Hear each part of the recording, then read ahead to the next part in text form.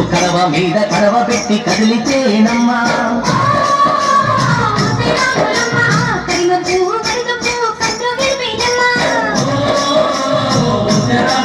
నువ్వు సింధు మీద సింగేసి సెంగుమంటేనమ్మా జింక పిల్ల